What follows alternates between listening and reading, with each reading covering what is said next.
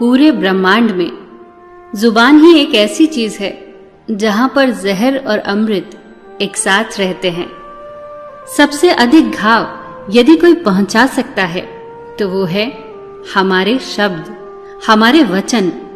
शब्द यदि चाहें तो अमृत बनकर आपको जीवन दान दे सकते हैं, या फिर घृणा का विष बनकर आपके जीवन को पीड़ादायी बना सकते हैं। एक बार एक आदमी का अपने पड़ोसी से झगड़ा हो गया।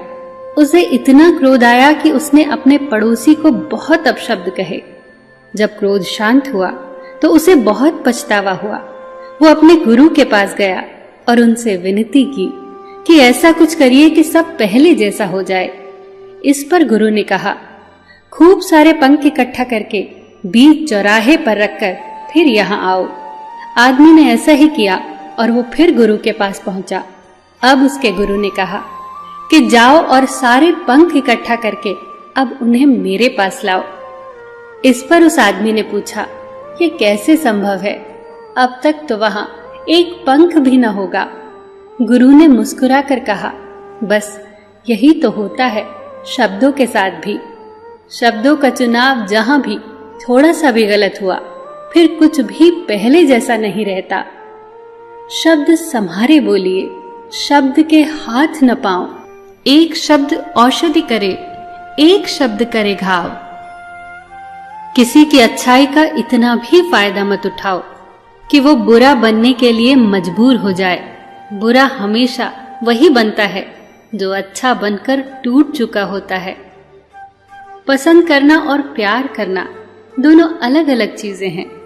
जिन्हें फूल पसंद होता है वो उन्हें तोड़कर अपने पास रख लेते हैं, पर जिन्हें फूलों से प्यार होता है वो उसे तोड़ते नहीं हैं बल्कि उसकी देखभाल करते हैं।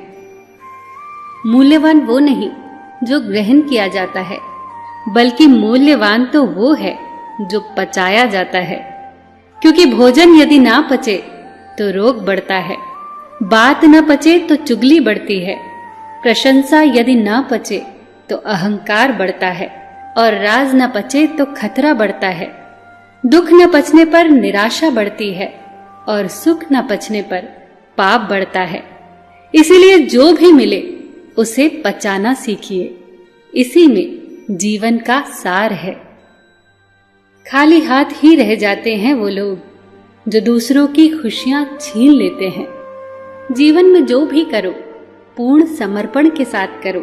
प्रेम करो तो मीरा जैसा, प्रतीक्षा करो तो शबरी जैसी, भक्ति करो तो हनुमान जैसी, और शिष्य बनो तो अर्जुन जैसा।